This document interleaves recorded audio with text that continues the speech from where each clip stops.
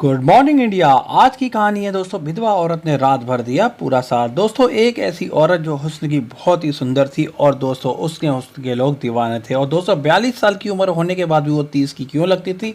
और उस रात लड़के ने दोस्तों उसे कैसे खुश किया जिसको देख के वो मुस्कुराई और उसको ना भूल पाने की कसम खाई। किसी शहर में एक विधवा औरत अकेली रहती थी जो बहुत ही सुंदर और हुस्न के परी थी। उसकी उम्र 42 की थी, लेकिन उसको देख के कोई ये नहीं बोल सकता था कि वो 42 साल की औरत है। उसको जो भी देखता वह 30 या 32 साल की उसकी उम्र बताता था।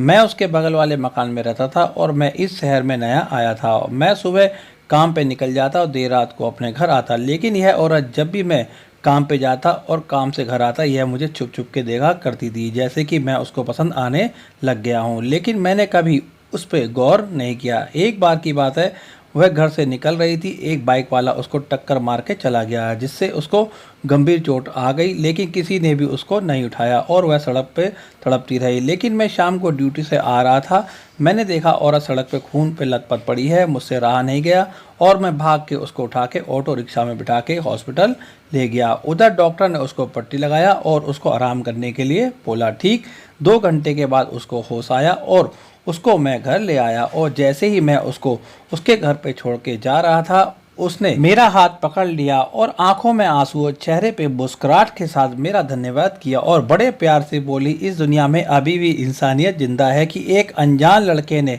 मेरी मदद करी, लेकिन जिनके साथ मैं सालों से रह रही हूँ वह मेरी मदद के लिए नहीं आए। मैंने भी एक हल्की सी स्माइल करी और मैं अपने घर वापस आ गया। अब हर रोज वह मुझे देखा करती और मैं उसका हालचाल आते जाते पूछता था।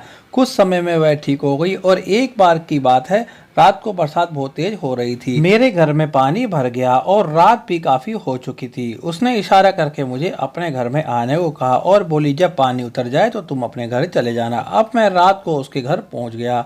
उसने मेरे लिए खाना बनाया और हम दोनों खाना खाया और आपस में बात करने लगे। बात करते करते आधी रात कब हो गई पता ही नहीं चला। अब हम दोनों एक ही बिस्तर में बैठे बात कर रहे थे और मैंने जैसे ही उसके हाथ पे अपना हाथ लगाया तो उसके अंदर एक अजीब सी सनसनाहट हो गई और वह मुझसे चिपट गई। करीब 2 घंटे तक हम दोनों प्यार करते रहे और वह मेरे अंदर पूरे तरीके से समा चुकी थी, क्योंकि उसके सूखे खेतों में बहुत सालों से हल नहीं चल रहा था और आज वह जमीन हरी भरी हो गई है। अब सुबह के 5 बज चुके थे और वह गली का पानी भी उतर गया था और मैं मुस्कुराकर अपने घर आ गया और वह पीछे से प्यार से बोली, तुम्हारे साथ बिताया हुआ पल मुझे हमेशा याद रहेगा। दोस्तों आज की कहानी से हमें ये सीखने को मिलता है कि अगर हम औरत को सम्मान दें और प्यार से बोले तो दोस्तों वो अपना सब कुछ समर्पित करने को तैयार हो जाती है। दोस्तों अगर आज की कहानी अच्छी लगी हो तो कहानी को लाइक कर देना, इस चैनल पर नए आए हैं तो चैनल को सब्सक्राइब कर देना